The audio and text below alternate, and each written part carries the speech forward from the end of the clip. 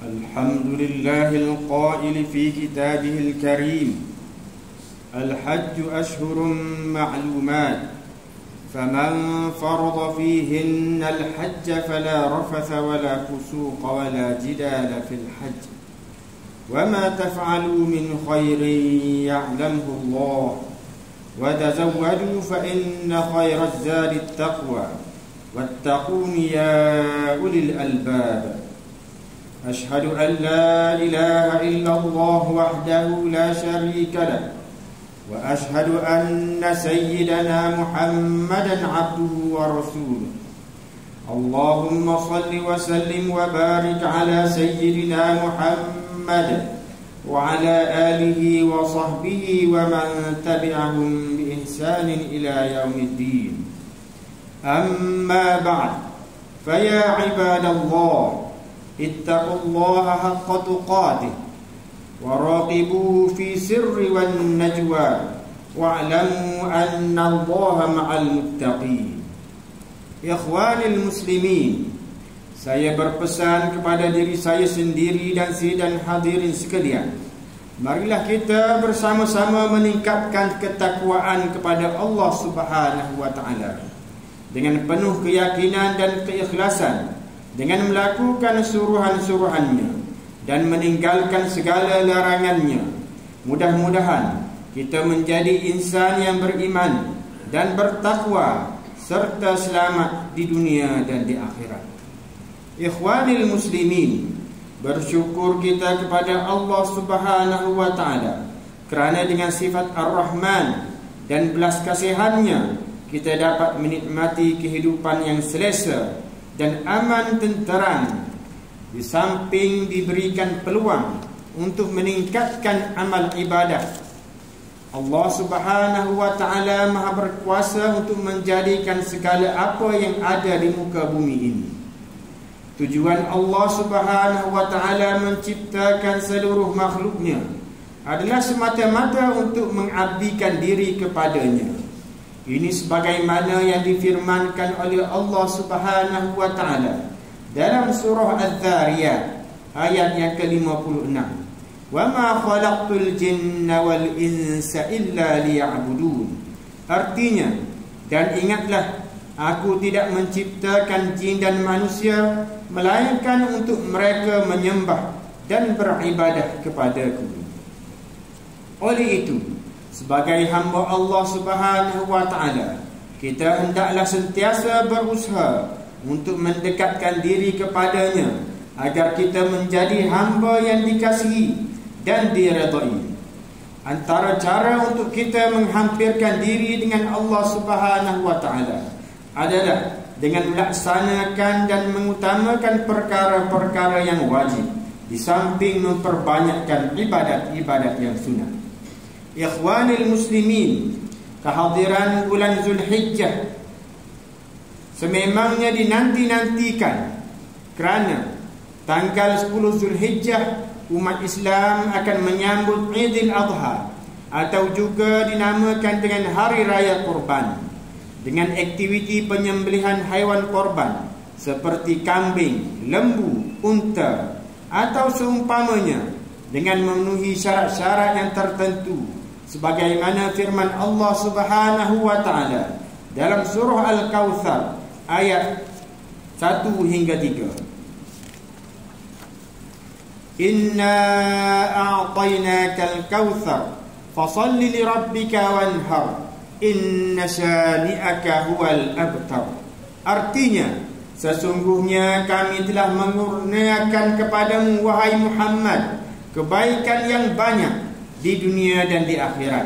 Oleh itu, kerjakanlah sembahyang kerana Tuhanmu semata-mata, dan sembelihlah korban sebagai bersyukur. Sesungguhnya orang yang bencikan engkau, dialah yang terputus dari mendapat sebarang perkara yang diingininya. Ikhwanil muslimin, ibadat korban juga merupakan antara amalan sunat yang sangat dituntut dan disukai oleh Allah Subhanahu wa taala.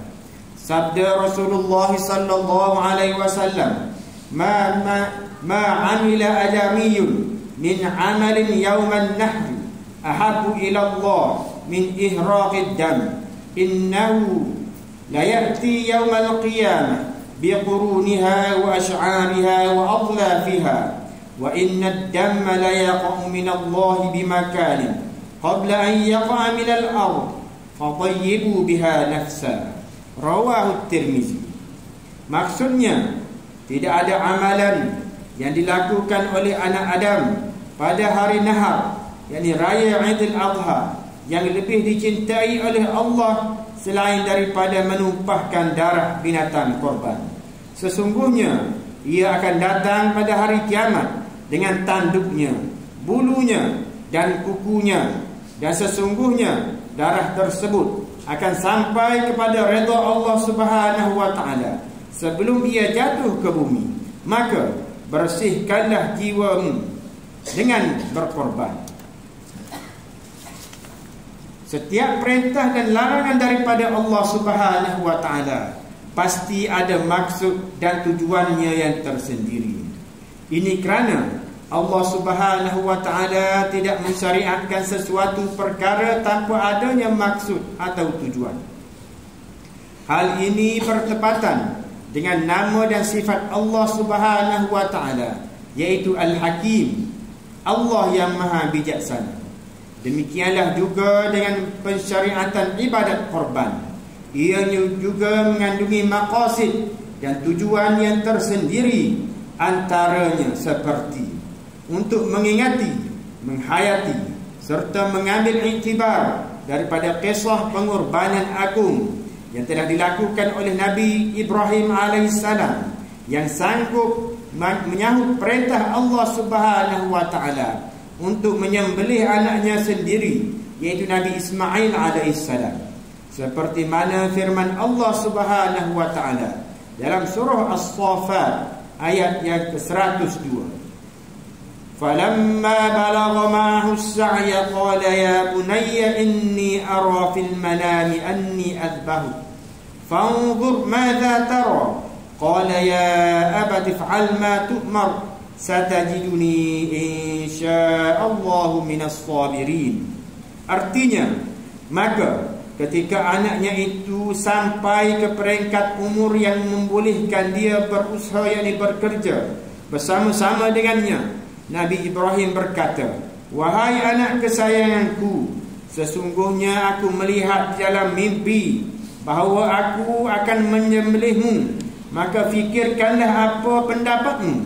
Anaknya menjawab, wahai ayah, jalankanlah apa yang diperintahkan kepadamu. InsyaAllah ayah akan mendapati daku dari orang-orang yang sabar. Pengorbanan yang ditunjukkan oleh Nabi Ibrahim alaihissalam ini merupakan suatu perkara yang sangat besar.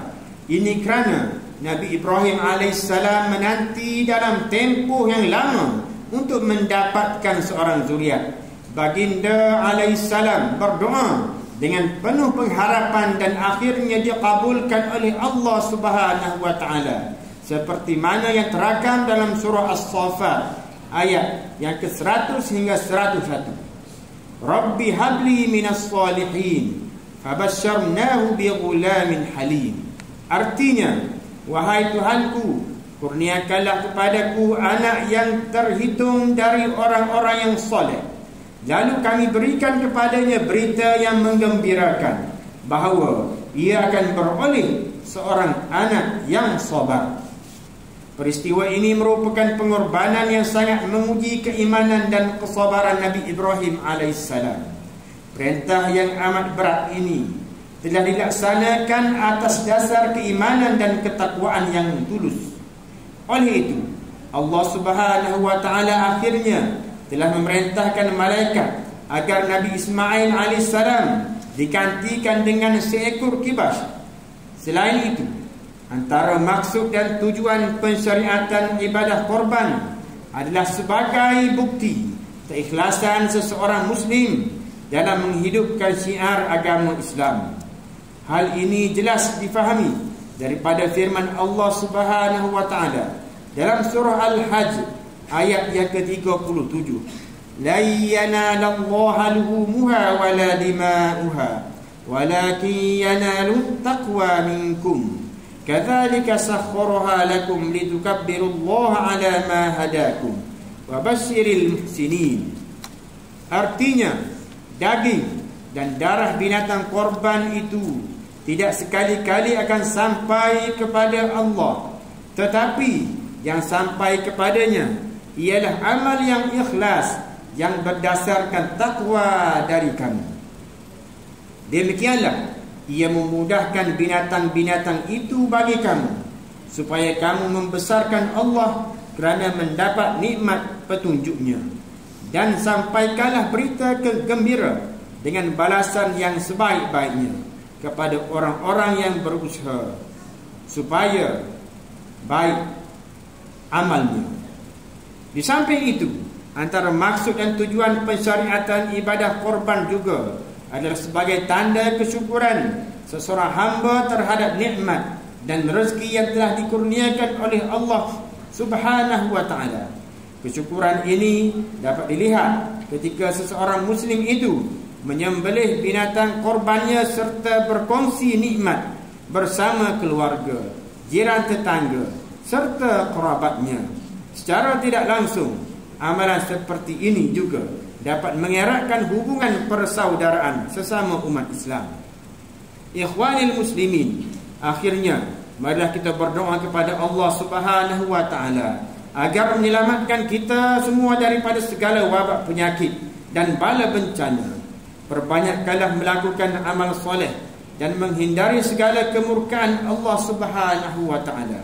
Mengambil riswah dan salah guna kuasa, mengambil bahan-bahan yang memabukkan dan salah guna dadah, serta segala perbuatan haram dan hina akan membawa akibat yang buruk di dunia dan akhirat.